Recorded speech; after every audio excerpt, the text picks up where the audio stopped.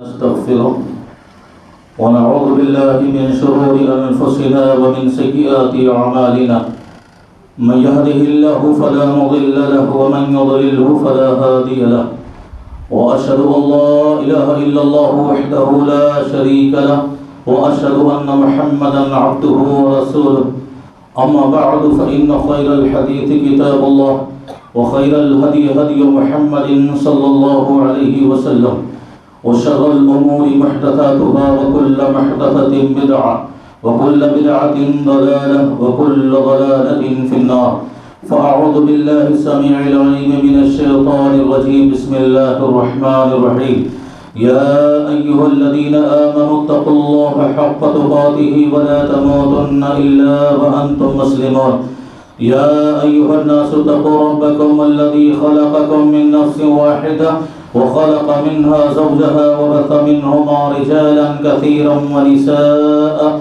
واتقوا الله الذي تساءلون به والأرحام إن الله كان عليكم رقيبا يا أيها الذين آمنوا اتقوا الله وقولوا قولا سديدا يصلح لكم أعمالكم ويغفر لكم ذنوبكم ومن يطع الله ورسوله فقد فاز فوزا عظيما وقال الله عز وجل بسم الله الرحمن الرحيم إذ قالت امرأة عمران رب إني نذرت لك ما في بطني محررا فتقبل مني إنك أنت السميع العليم. سب سے پہلے تمام قسم کی حمد و ثنا بڑائی کبریائی اور بزرگی اس اللہ عز و جل کے لیے لائق و زیبا ہے جس نے ہمیں اور آپ کو اس دنیا میں پیدا فرمایا. بے شمار درود و سلام نازل ہو تمام نبیوں پیغمبروں اور رسولوں پر خصوصاً تاجدار مکی و مدنی احمد مصطفیٰ محمد مصطفیٰ صلی اللہ علیہ وسلم. حضرات، ہمارے سماج کی بیٹیاں آنکھوں کی ٹھنڈک ہوا کرتی ہیں. گھر، خاندان، سماج، قوم، ماں باپ کی عزت و آبرو ہوا کرتی ہیں. لیکن آج وہی بیٹیاں ہم سب کے لیے مسئلہ بنی ہوئی ہیں. ان کے بگڑ جانے کی وجہ سے، ان کے بہک جانے کی وجہ سے، یا دین کی تعلیمات سے دور ہو جانے کی وجہ سے گھر پریشان ہے، خاندان پریشان ہے، پوری قوم پریشان ہے.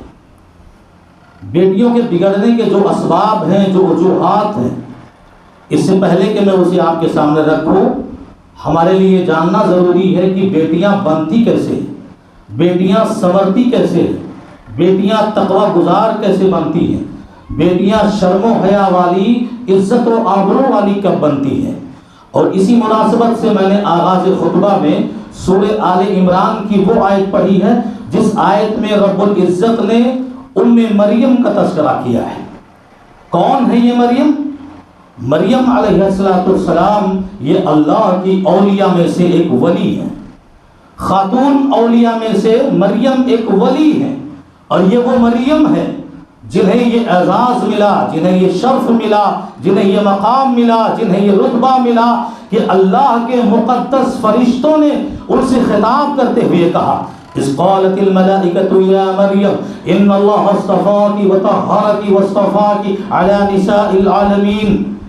یاد کرو جب فرشتوں نے کہا کہ اے مریم، تمہیں اللہ نے چن لیا ہے، تمہیں اللہ نے منتخب کر لیا ہے اور تمہیں ہر قسم کی بد اخلاقی اور بد کرداری سے پاک کر دیا ہے. واصطفاک علی نساء العالمین، اور اے مریم تمہیں پوری دنیا کی عورت پر اللہ نے فضیلت عطا کی ہے. یہ وہ مریم ہے کہ اللہ کے مقدس پیغمبر حضرت زکریا علیہ السلام کی تربیت میں، ان کی کفالت میں رہتے ہوئے کہ جب اللہ نے فرمایا کلما دخل علیہا زکریا المحراب وجد عندها رزقا، کہ وہ زکریا جو مریم علیہ السلام کے خالو تھے اور مریم ان کی سرپرستی میں اور کفالت میں تھی، جب حضرت زکریا علیہ السلام مریم کے محراب میں گئے، مریم کے پاس گئے تو وہاں بے موسم پھل دیکھا. گرمیوں کے موسم میں سردیوں کا پھل اور سردیوں کے موسم میں گرمیوں کا پھل. تو زکریا حیران ہو گئے علیہ السلام کہ آخر اس بچی کی تربیت میں کر رہا ہوں، اس کی کفالت میں کر رہا ہوں، اس کے لیے جو بھی سامان کی ضرورت ہے میں لا کر اسے دیتا ہوں، پھر آخر یہ بے موسم پھل آتے کہاں سے؟ حضرت زکریا علیہ السلام نے سوال کر لیا، اَنَّ لَكِ هَذَا يَا مریم، یہ مریم بتاؤ کہ یہ سارے بے موسم پھل تمہارے پاس کہاں سے آتے ہیں؟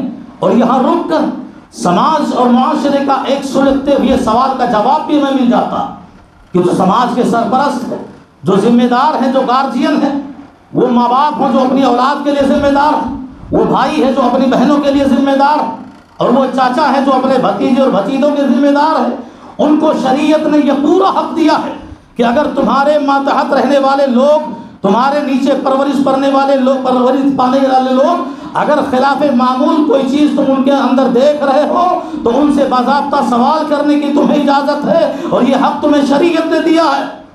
بیٹی کے ہاتھ میں مہنگا موبائل دیکھا آپ نے تو نہیں دیا، اب آپ سوال کریے کہ بتاؤ بیٹی یہ موبائل مہنگے سے مہنگا فون تمہارے ہاتھ میں کہاں سے آیا؟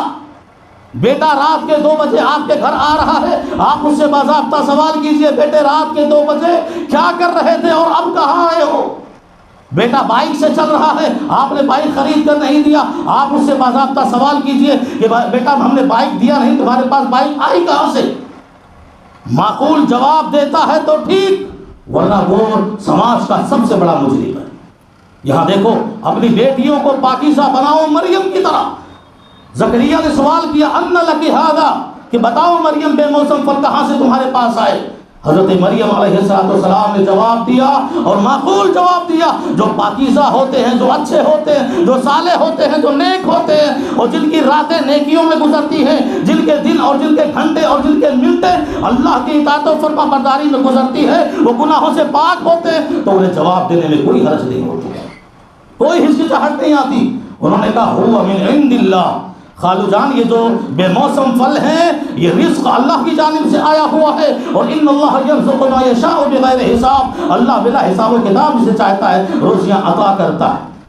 کرامت مریم کو دیکھ کر حضرت زکریا علیہ السلام نے فوراً دعا کے لیے ہاتھ اٹھا لی اور کہا اللہ پروردگار تیری وہ ذات ہے جو بے موسم پھل دے سکتا ہے تو پھر بے موسم اولاد کیوں نہیں دے سکتا ہے؟ میں اس عمر کو پہنچ گیا، میں لاولد ہوں، میرے پاس کوئی اولاد نہیں، اور رکاوٹیں دو ہیں، میں خود انتہائی بڑھاپے کو ہوں، میری بیوی بھی بانجھ ہے، لیکن ہم نے آنکھوں سے دیکھا ہے کہ تو بے موسم پھل دے رہا ہے، تو بے موسم مجھے اولاد بھی دے دے۔ ہنالک دعا زکریا ربہ، فوراً زکریا نے دعا کی اور اللہ نے انہیں اولاد عطا فرمائی۔ سوال یہ اٹھتا ہے کہ مریم کو یہ مقام ملا کہاں سے؟ مریم کو یہ حیثیت ملی کہاں سے؟ یہ رتبہ ملا کہاں سے؟ پوری انسانیت کے لیے ایک مثالی بیٹی قرار دی گئی، کیوں؟ وجہ کیا ہے؟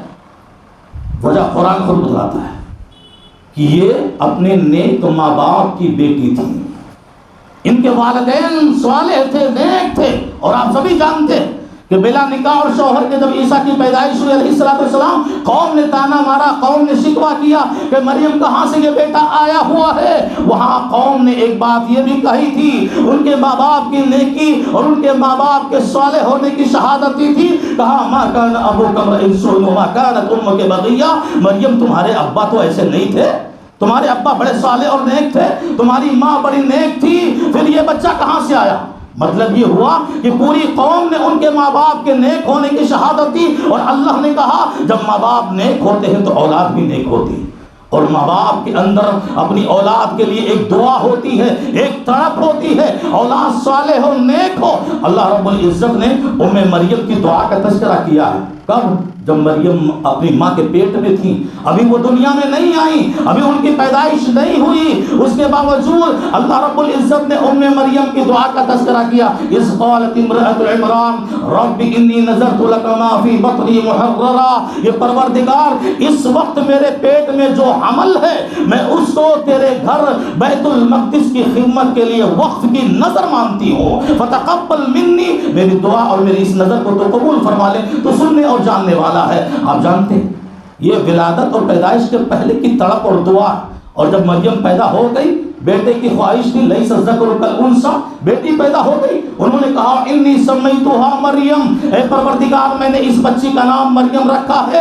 اور یہ دعا ہے کہ اس بچی کی اور اس سے آنے والی نسل کی، اس کی ذریت کی میں شیطان رجیم اور شیطان مردود کے شر سے تیری حفاظت میں دیتی ہوں، اللہ تجھے محفوظ فرما لے۔ اسی لیے نبی کریم صلی اللہ علیہ وسلم فرماتے ہیں کہ دنیا میں آنے والا ہر انسان اسے شیطان ضرور چھوتا ہے، اسے شیطان ضرور کچوکے لگاتا ہے۔ جب ماں کے پیٹ سے بچہ پیدا ہوتا ہے وہ چیختا ہے، وہ چلاتا ہے، وہ چیخنا دراصل شیطان کا کچوکا ہوتا ہے۔ سائنسداں سائنس میں کچھ بھی تفسیر کریں، شریعت کی تفسیر یہ ہے کہ جو بھی بچہ ماں کی پیٹ سے پیدا ہوتا ہے جب وہ چیختا ہے اس کا چیخنا دراصل شیطان کا کچوکا ہوتا ہے، شیطان کا چھونا ہوتا ہے، وہ رلاتا ہے، وہ چکھواتا ہے اور چلواتا ہے وہ شیطان آ کے۔ اللہ کے نبی فرماتے ہیں کہ محفوظ کوئی رہے تو وہ مریم علیہ السلام محفوظ رہی، اور ان کے پیٹ سے پیدا ہونے والے حضرت عیسیٰ علیہ السلام محفوظ رہے۔ یہ ان کی دعاؤں کا اثر ہے، وہ ماں کی دعاؤں کا اثر ہے، یہ پیغمبر صلی اللہ علیہ وسلم خود فرما رہے ہیں۔ دیکھو اس وقت سماج میں بیٹیوں کو لے کر کے ہمیں بہت فکر مند ہونا ہے، ہمیں پوری طرح تیار ہو کے رہنا ہے، اس لیے کہ یہ بیٹیاں رحمت ہیں، یہ بیٹیاں نعمت ہیں، یہ بیٹیاں زندگی کی رونق ہیں، یہ بیٹیاں دل کا سکون ہیں، یہ بیٹیاں دل کا قرار ہیں، اور یہ وہ بیٹیاں ہیں جن سے محبت کے جذباتی تعلق تمام ماں باپ کے ہوتے، بڑی محبت ہوتی۔ اور اس کی مثال اللہ کے نبی جناب محمد رسول اللہ صلی اللہ علیہ وسلم سے آپ ملاحظہ کر لیجئے۔ آپ صلی اللہ علیہ وسلم نے اپنی بیٹی فاطمہ کے سلسلے میں فرمایا، دیکھو محبت سے جذباتی جو تعلق ہوتا ہے ایک ماں باپ کو اپنی بیٹیوں سے، فاطمہ کے بارے میں کہا فاطمہ تو بضعۃ منی یریبنی ما ارابہا یؤذینی ما اذاہا۔ لوگوں سنو، یہ بیٹی جو فاطمہ ہے یہ میرے وجود کا ایک حصہ ہے، یہ میری لخت جگر ہے، یہ میرے جسم کا ٹکڑا ہے۔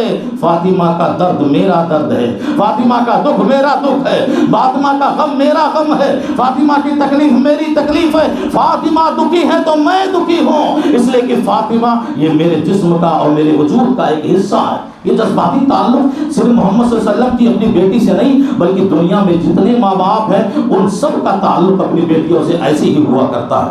اسی لیے شریعت نے کہا کہ یہ جو بیٹیاں آتی ہیں دنیا میں بشارتیں لے کر آتی ہیں، خوشخبریاں لے کر آتی ہیں، جنت کا ٹکٹ لے کر آتی ہیں۔ وہ جو ہی زمین پر پیدا ہوتی ہیں اپنی ماں کے پیٹ سے نکلتی ہے اپنے ماں باپ کو یہ پیغام دیتی ہیں کہ فکر نہ کرو، غم نہ کرو، ہمیں اللہ نے تمہارے گھر میں جو دیا ہے وہ اس وجہ سے کہ میں جنت میں تمہارے داخلے کا ایک ذریعہ ہوں، ایک وسیلہ ہوں، میری وجہ سے تم جنت میں داخل ہو جاؤ گے۔ لیکن انجام اور آج کا حال کیا ہے؟ اس وقت جب ہم دیکھ رہے ہیں ہمارے معاشرے کا، ہماری سوسائٹی کا، ہماری قوم کا اور ہمارے قوم کی بیٹیوں کا جو حال ہے وہ ہماری آنکھوں کے سامنے ہے۔ شرم و حیا کا سودا ہو رہا، عزت و آبرو کا سودا ہو رہا، فتنہ ارتداد میں مبتلا ہو کے ایمان تک کا سودا کر رہی ہیں۔ یہی بیٹیاں عشق و معاشقہ میں مبتلا ہو کر اپنی جان تک کا سودا کر رہی ہیں۔ آج یہ رسوائیاں لے کر آ رہی ہیں، یہ تباہیاں گھروں میں لے کر آ رہی ہیں، یہ بربادیاں لے کر آ رہی ہیں۔ کیوں؟ ایک سبب تو حدیث میں موجود ہے۔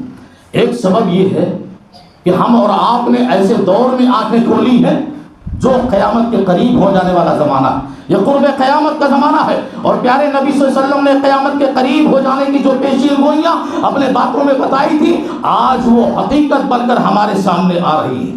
اللہ کے نبی صلی اللہ علیہ وسلم نے باضابطہ ایک حدیث میں فرمایا کہ قیامت کے قریب کا آنے والا زمانہ یہ بیٹیوں کی بغاوت کا زمانہ ہوگا، یہ بیٹیوں کی نافرمانیوں کا زمانہ ہوگا، اور یہ بیٹیوں کی گمراہیوں کا زمانہ ہوگا۔ اور حدیث میں فرمایا، وہ حدیث جبریل مشہور ہے کہ حضرت جبریل فرشتوں کے سردار آئے اور نبیوں کے سردار محمد صلی اللہ علیہ وسلم سے سوال کیے، متی الساعہ، اللہ کے نبی بتائیے قیامت کب آئے گی؟ اللہ کے نبی نے فرمایا کہ جو تم مجھ سے پوچھ رہے ہو نہ، جیسے تمہیں علم نہیں ہے قیامت کب آئے گی ایسے ہی مجھے بھی علم نہیں ہے قیامت کب آئے گی، وہ اللہ جانتا ہے۔ جبریل نے سوال کیا تو پھر اخبرنی عن اماراتها، اے اللہ کے نبی قیامت کی کوئی نشانیاں بتلاؤ، کوئی علامتیں بتلاؤ۔ اللہ کے نبی صلی اللہ علیہ وسلم نے سب سے پہلی نشانی جو بتلائی وہ ان تلد الامۃ ربتها، کہ لونڈیاں جب اپنے آقا کو جنم دینے لگے تو سمجھو کہ قیامت بالکل قریب ہے۔ کیا مطلب یہ کہ بیٹیاں ایسی پیدا ہوں گی جو بڑی ہو جانے کے بعد اپنی ماؤں پر حکومت کریں گی،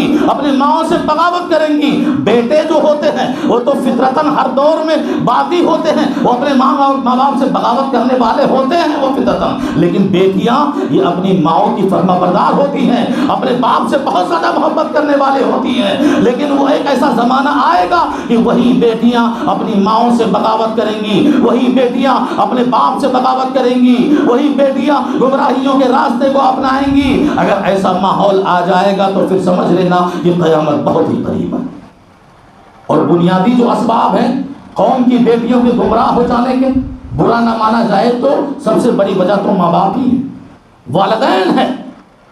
اگر 12-13 سال تک اپنی بچیوں کی، اپنے بچوں کی پرورش دینی تعلیمات پر ہم کر لے گئے تو پھر ہماری بیٹیاں کالج جائیں، یونیورسٹیاں جائیں، امریکہ جائیں، لندن جائیں، انشاءاللہ وہ فطروں کے بازار میں بھی چلے گی تو اپنی عزت و آبرو کبھی نیلام نہیں کرے گی، وہ حجاب اور پردے کے ساتھ رہے گی اور اپنی عزتوں کی حفاظت کرے گی، اس لیے کہ ماں باپ نے اسے یہاں یہ پیغام دیا، اسے سکھایا ہے ننگے سر لڑکی جا رہی ہے، ہمیں کوئی فکر نہیں، ہم اسے ہماری تہذیب کیا، ہمارا شعار کیا ہے اور سنت کیا ہے، ہم بالکل آزاد کر چکے، ننگے سر لڑکی گھوم رہی ہے، ہم اس کو تعلیم نہیں دیتے کہ ذرا دوپٹہ اوڑھ لو، گھر میں بیٹھے ہوئی ہے، ٹیلی ویژن چالو ہے، ہم فلمیں دیکھ رہے ہیں، گندی فلمیں، گندی تصویریں، گندے مناظر، گندے سیریل، نہ جانے کیا کیا دیکھ رہے ہیں، ہماری آنکھیں انہیں دیکھ کر تو ہمیں سینک ہی رہی ہیں، اور اس سے زیادہ ہمارے بغل میں خود ہماری اپنی بیٹیاں بیٹھی ہوتی ہیں، ہم اس طرح اپنی بیٹیوں کو وہی نظارہ دکھاتے ہیں۔ اب ذرا بتاؤ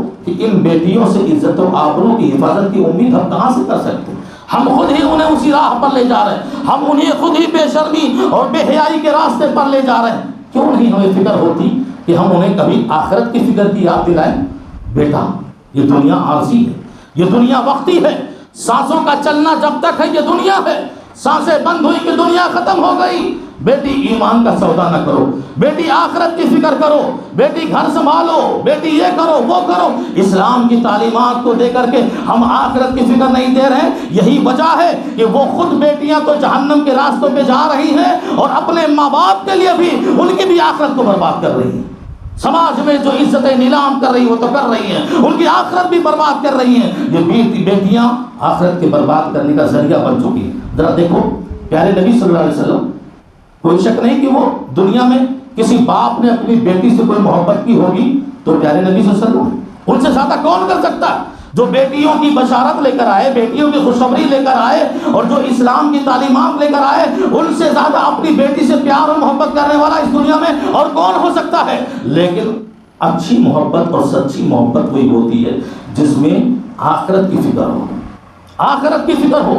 اسی لیے میں بارہا کہتا ہوں، اگر کوئی نوجوان اولاد ہے، چاہے وہ بیٹا ہو چاہے بیٹی، اگر اس کو غلط کام کرنے پر آج کوئی روک رہا ہے، کوئی ڈانٹ رہا ہے، وہ تمہارا باپ کیوں نہ ہو، تمہاری ماں کیوں نہ ہو، تمہارا بھائی کیوں نہ ہو، کہ بیٹا یہ غلط ہے اس کو نہ کرو، یہ خوش نصیبی ہے تمہارے حق میں، واللہ بتاتا ہوں یہ خوش نصیبی ہے تمہارے حق میں۔ اگر کوئی ڈانٹنے والا اس دنیا میں تمہارے پاس موجود ہے تمہارے لیے وہ خیر ہے، اور اگر جس دن آزاد ہو گئے تمہیں کوئی ڈانٹنے والا نہیں، تمہیں کوئی پھٹکارنے والا نہیں، تمہیں کوئی روکنے والا نہیں، آج رات کے 12 بجے آتے ہو، کل پوری رات غائب رہو گے، آزاد ہو جاؤ گے، تمہاری بربادیاں مقدر ہو جائیں گی، تمہاری تباہیاں تمہارے ساتھ چلیں گی۔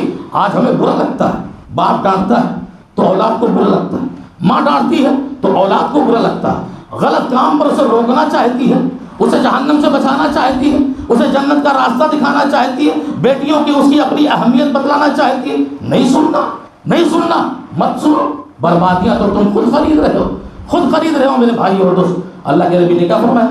انقذی نفسک من النار فإنی لا اغنی عنک من اللہ شیئا۔ بیٹی فاطمہ تیرا باپ پیغمبر ہے، تیرا باپ رسول ہے، تیرا باپ امام الانبیاء ہے، یہ سب اپنی جگہ صحیح ہے، لیکن بروز قیامت یہی باپ تیرے کوئی کام نہیں آئے گا۔ اپنے آپ کو نارے جہنم سے بچانا ہے تو دنیا میں نیکیاں کر لے، دنیا میں نمازیں پڑھ لے، دنیا میں اچھائیاں کر لے، دنیا میں اعمال صالحہ کر لے، یہی اعمال ہوں گے جو تجھے قیامت کے دن کامیاب کریں گے اور جنت کا راستہ دکھائیں گے۔ کہیں یہ نہ سوچنا کہ قیامت کے دن تو میرے قریب آئے گی اور مجھ سے نیکیاں مانگے گی، میں ایک بھی نیکی تجھے دینے کے لیے تیار نہیں ہوں گا۔ وہ آخرت تیرا ہے، وہ آخرت میرا ہے، تو دنیا میں رہ کر کے اپنی آخرت سنوار لے۔ ذرا دیکھو پیغمبر صلی اللہ علیہ وسلم یہ بات کہہ رہے۔ اور ایک بات اور بتاؤں، دو صفتیں، دو خوبیاں اگر سماج میں ہو تو سماج کبھی بھی غلط راہ پر نہیں جا سکتی۔ مردوں میں غیرت ہو اور عورتوں میں حیا اور شرم ہو، یہ وہ دو صفتیں ہیں، دو خوبیاں ہیں کہ اگر گھر کے مردوں میں غیرت ہے اور گھر کی عورتوں میں حیا اور شرم ہے تو یقین جانو کہ گھر کے اور خاندان کے کسی بھی عورت کی عزت کبھی نیلام نہیں ہو سکتی، ہمیشہ اس کی عزت محفوظ رہے گی۔ اور غیرت بھی کیسی؟ اسلام سے پہلے عربوں کی غیرت بتائی جاتی ہے کہ وہ جس گھوڑے پر ان کی بیوی سوار ہوتی تھی اور سوار ہو کر کے جب اترتی تھی وہ عرب فوراً اس گھوڑے کو ذبح کر دیتے۔ اللہ، غیرت ان کی تھی، کیوں کہ جس گھوڑے پر میری بیوی سوار ہوئی ہے اسی گھوڑے پر اسی جگہ کوئی اجنبی مرد آ کر بیٹھے گا، یہ عربوں کی غیرت گوارا نہیں کرتی، یہ غیرت ہے مردوں۔ اور حیا اور شرم کی فوراً گھوڑا ذبح کر دی۔ اور حیا اور شرم کی بات ہے، صحابہ نے کہا اللہ کے نبی ہم اپنی بیٹیوں کا رشتہ دیکھتے ہیں، ہم اپنی بیٹیوں کے لیے کوئی لڑکا دیکھتے ہیں دیندار اچھا سماج میں دیکھ کر اور رشتہ طے کرتے ہیں، جب بیٹی سے گھر آ کر مشورہ کرتے ہیں تو بیٹی ہاں بھی نہیں بولتی، ہمارے شرم کے بھاگ جاتی، ہم اس کو کیا سمجھیں؟ اللہ کے نبی صلی اللہ علیہ وسلم نے فرمایا اذنھا سماعتھا، وہ اس کی حیا ہے، وہ اس کی شرم ہے کہ تمہارے سامنے وہ ہاں بھی نہیں بول پاتی ہے، یہ اس کی غیرت، اس کی حیا ہے۔ ایسا کرو جب وہ خاموش ہو کر نکل جائے اس کی خاموشی اس کی اجازت چاہو، اس کی اجازت سمجھو۔ ذرا سوچو اس وقت حیا اور شرم کا یہ معیار کہ اپنے ماں باپ کے سامنے ہاں بھی بولنے کو تیار نہیں ہمارے شرم کے۔ اور آج ہماری قوم کی بیٹیوں کا کیا حال؟ باپ نے کیا رشتہ دیکھا، ماں نے کیا رشتہ دیکھا، بھائیوں نے کیا رشتہ دیکھا، خود نے کوئی پرواہ نہیں، خود اپنا رشتہ تلاش کر لیتی ہے سماج میں، خود اپنا شوہر اور لائف پارٹنر ڈھونڈ لیتی ہے، وہ کیسا بھی ہو، وہ دیندار ہو، وہ کیسا ہو، اس کو اس سے کوئی پرواہ نہیں۔ ماں باپ، خاندان، قوم، سماج سب کی عزتوں کو چوراہوں پہ لا کر نیلام کر دیتی ہے، نیلام کر دیتی ہے، واللہ سب سے فائٹ کرتی ہے اور یہاں تک کہہ دیتی ہے اگر میں شادی کروں گی تو اسی سے جس کو میں نے چنا ہے ورنہ مر جاؤں گی۔ اللہ اکبر! قوم کی بیٹیاں اس طرح بے غیرتی پہ آ جائیں، اس طرح بے شرمی پہ آ جائیں، اپنے ماں باپ کی عزتوں کو نیلام کرنے کے لیے اس طرح تیار ہو جائے۔ صحابیات کے واقعات ہم کیوں نہیں بتلاتے؟ یہی وجہ ہے میرے بھائی، اپنے گھروں میں ہم سیریل دکھائیں گے، فلاں فلاں ہیروئنوں کے کردار بتائیں گے، فلاں فلاں فلموں کے مناظر دکھائیں گے، ہاں دیکھو اس فلم میں یہ واقعہ، اپنے سلف کے، اپنے صحابہ کے، اپنے صحابیات کے واقعات کیوں نہیں بتلاتے؟ یاد کرو حضرت ام سلیم رضی اللہ تعالیٰ عنہ اپنے شوہر انس سے جدا ہو گئی، اسی مدینے کے شریف انسان طلحہ نے نکاح کا پیغام دے دیا کہ میں آپ سے نکاح کرنا چاہتا ہوں۔ ام سلیم رضی اللہ تعالیٰ عنہا کہنے لگی کہ طلحہ تم مدینے کے شریف آدمی ہو، تم باعزت آدمی ہو، باوقار آدمی ہو، اور خوش نصیب ہے وہ عورت جس کے پاس تمہارا نکاح پیغام آ جائے، لیکن میں تم سے نکاح نہیں کر سکتی، میں تم سے نکاح نہیں کر سکتی۔ کیوں؟ اس لیے کہ میں مسلمان ہوں اور تم کافر ہو، تم غیر مسلم ہو، تمہارا نکاح ہم سے نہیں ہو سکتا۔ اب دیکھو اس دنیا کے اندر کتنی مسلم لڑکیاں غیر مسلموں کو لے کر جاتی ہیں، کتنے غیر مسلم لڑکے مسلم لڑکیوں کو لے کر جا رہی ہیں، اور کتنے مسلمان لڑکے غیر مسلم لڑکیوں کو لے کر جا رہی ہیں، جو کہ دونوں غلط ہیں۔ اسلامی اور شرعی اعتبار سے مسلم لے جائے، لڑکی لے جائے یا لڑکا لے جائے، غیر مسلم، دونوں طریقے غلط ہیں، اور یہ قوم کے لیے اور قوم کی سلامتی کے لیے بہت بڑا خطرہ ہے۔ کیوں یہ حالات آ رہے ہیں؟ ایمان کا سودا کر لیتی ہے۔ بعض دفعہ تو یوں سننے میں آتا ہے کہ مرد کیسا بے غیرت تھا جو غیر مسلم لڑکی کو لے کر گیا اور خود بھی غیر مسلم ہو گیا، خود بھی ہندو ہو گیا۔ اس کے ایمان کو ٹٹولنے کی ضرورت ہے۔ ایک مسلم لڑکی گئی ہندو غیر مسلم لڑکے کے ساتھ، وہ بھی ہندو ہو گئی۔ یہ سارے مناظر دیکھے جا رہے ہیں، کیوں؟ ہم نے یہ واقعات نہیں بتلائے کہ زندگی میں ہر چیز کا سودا ہو سکتا ہے پر ایمان کا سودا نہیں ہو سکتا۔ اگر وہ واقعی مسلمان ہے، اگر وہ واقعی مومن ہے تو وہ اپنے ایمان کا سودا نہیں کرے گی۔ طلحہ رضی اللہ تعالیٰ عنہ ہو گئے، آئے اللہ کے نبی کے دربار میں، کہا ان سے میں نکاح کرنا چاہتا ہوں، اور انہوں نے یہ شرط رکھی ہے اللہ کے نبی میں مسلمان ہو رہا ہوں، میں مسلمان ہو رہا ہوں۔ حضرت ام سلیم نے ان کے اسی ایمان کو اپنا مہر بنا دیا۔ یہ کیوں ایسے حالات آ رہے ہیں؟ کیوں سماج میں ایسے ماحول پیدا ہو رہے ہیں؟ سماج کو اب بدلنے کی ضرورت ہے، سماج کو اپنے کارنامے کو چینج کرنے کی ضرورت ہے۔ اور خاص کر کے ایک دو پوائنٹ میں بتاتا ہوں آخری، کہ یہ جو بگڑتی ہوئی بیٹیاں، یہ جو بہکتی ہوئی بیٹیاں، جو شیطانی راہ پر چلنے والی بیٹیاں، جو اپنے ایمان کا سودا گلیوں گلیوں میں کر رہی ہیں، جو اپنے ماں باپ کی عزتوں کو برسر چوراہے نیلام کر رہی ہیں، ان کو سنبھالنے کے لیے سماج کو کتنے بڑے بڑے قدم اٹھانے پڑیں گے۔ ایسے نہیں سنبھلنے والے، یہ گمراہیوں کے راستے ایسے نہیں رکنے والے۔ سماج کے سرپرستوں کو آگے بڑھنا پڑے، اور خاص کر کے شریعت کہتی ہے نکاح کو آسان کر دو، نکاح شادی آسان کر دو۔ اور خاص کر یہ امیروں سے اور یہ مالداروں سے درخواست ہے، اپنی آن بان اپنی شان میں نہ جانے بے پرواہ کچھ نہ کرتے ہوئے دولت خرچ کر رہے ہو، دیکھ نہیں رہے ہو سماج میں ایک غریب آدمی بھی، اس کی بیٹیاں اس کے گھروں میں بیٹھی ہوئی ہیں، اس کے پاس اتنی دولت نہیں ہے کہ وہ کوئی شوہر چن کر اسے حوالے کر دے، شادی کر دے، نہیں، وہ غریب باپ بھی اپنی بیٹی سے اتنی محبت کرتا ہے جتنی محبت تم کرتے ہو۔ اور بعض دفعہ تو یہ ہوتا ہے اللہ کی قسم، وہ غریب باپ تنہائی میں جا کر کے اپنی بیٹیوں کی محبت میں روتا بھی ہے۔ یہ سماج کے اگر جان لو، یقین جانو، اگر وہی لڑکیاں، غریب لڑکیاں جوان ہو گئی اور پیسوں کی وجہ سے شادی نہیں ہو رہی ہے، اور کہیں اگر بے راہ روی ہو گئی، غلط راستے اختیار کر لیے اور کہیں گندے راستے پر چلے گئے، یقین جانو سماج کے جتنے امیر ہو وہ سب مجرم ہو گئے۔ تم نے نکاح کو مشکل بنا دیا، نکاح آسان اس طرح کر دو زنا کاری مشکل ہو جائے۔ ہم نے تو ایسا کر دیا ہے کہ زنا آسان ہو گیا اور مشکل نکاح ہو گیا۔ 500 روپے، 1000 روپے میں آدمی جا کے بازاروں میں جو ہے زنا کر کے آ سکتا، اور نکاح کرنے کے لیے اسے 10 سال کی تیاری کرنی پڑتی۔ نکاح آسان نہیں ہے اس لیے زنا مشکل ہو رہا ہے، نکاح آسان نہیں ہے اس لیے ہمارے قوم کی بیٹیاں بے راہ روی کا راستہ اختیار کر رہی، اور ایک دوسرا راستہ بھی اپنا سکتے اور اپنانا چاہیے، وہ یہ کہ شادی میں تاخیر نہ کرو۔ 30 35 سال کے بچے اور بچیاں ہو جائیں، اس کے باوجود ہم کسی اور چیز کو ہیلے بہانے بنا کر انہیں روکے رکھے اپنے گھروں میں۔